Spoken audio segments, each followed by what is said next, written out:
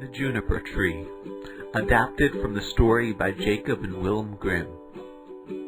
Once upon a time, there was a kind, wealthy, and altogether lovely couple. The wife desired children, but pray as she may, none came. One day, as she was praying in the courtyard peeling an apple, she cut her finger and blood trickled onto the snow. Seeing the blood on the snow, a vision of a boy came to her. One with skin like the snow and blood as red as hers. The winter passed and the wife began to doubt that she would ever give birth. 8 months passed and she told her husband that if she were to die, to bury her beneath the juniper tree, for that is where she had the vision of her child. But when the spring came, the woman gave birth to a boy, just like the one she had seen in her vision. The wife became so full of joy that she died from the shock, and her husband, overcome with sorrow, buried her underneath the juniper tree. The husband remarries, and his second wife gives birth to a girl, Marlene. At first, his second wife seems kind, but as the years pass, she becomes wicked. When the second wife realizes that the son of her husband would be the inheritor of her husband's wealth, well, she becomes jealous and begins to hate the boy. She yells at him like a servant and slaps him around constantly. One day, she gave her daughter Marlene an apple.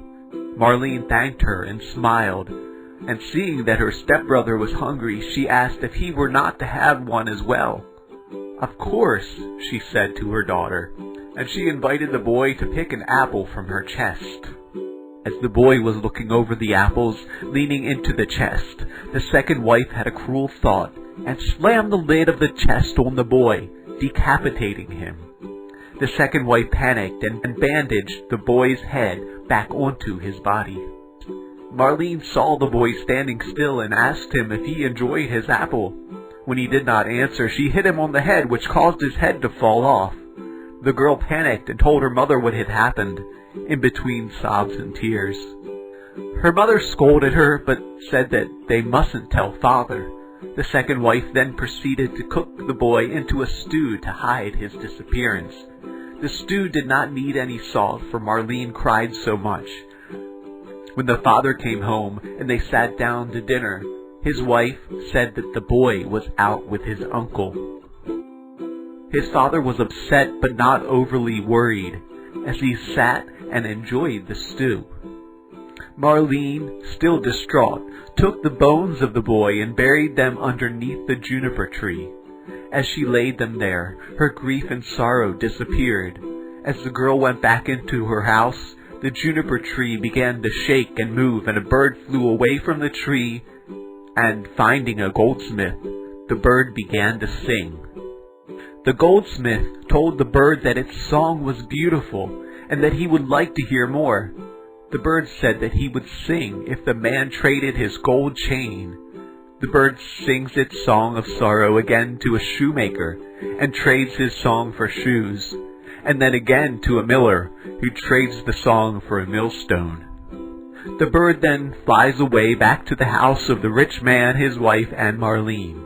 The three are eating dinner when they hear a bird singing outside. The wife feels terrified suddenly and stays away while the father and Marlene go to see the beautiful bird and listen to its song. The father looks up, and as he does so, a gold chain falls around his neck. Marlene looks up, and as she does, some beautiful shoes fall to her feet. The wife sees this and begins to wonder, "What does that bird have for me?" And so she runs outside, looks up to the sky, and as she does, a millstone falls from the sky and kills her. The husband and Marlene look over to where his second wife was, but see only smoke and fire and no body.